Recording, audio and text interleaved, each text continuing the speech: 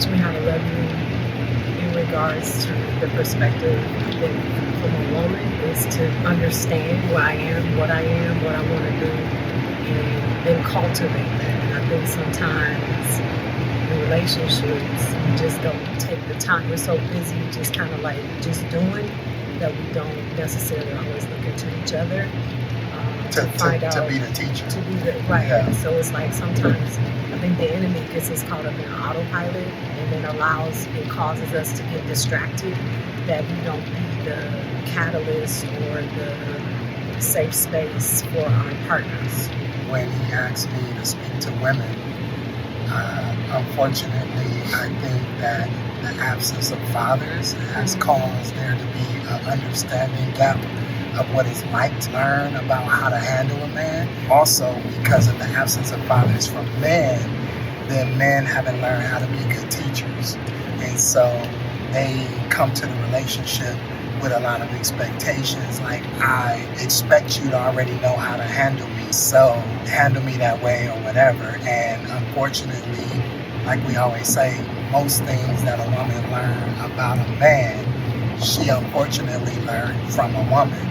And she shouldn't have had to learn about a man from a woman or her woman, because if a woman learned about a man from a woman, that means a man wasn't there. So then if a woman learned about a man from a woman, then that woman that taught her is also probably a hurt or a broken woman. So then now that misinformation is passed down from one generation to the next generation and then used or expressed on that man. And then that man that wasn't raised in a house with a man then learn how to teach how to be handled or how to be loved. So then not even know what it is. Right. So he doesn't come to the relationship with an expectation that he's going to have to teach and learn how to teach it. And a teacher has to be patient, and a teacher has to be present, and a teacher has to be prepared.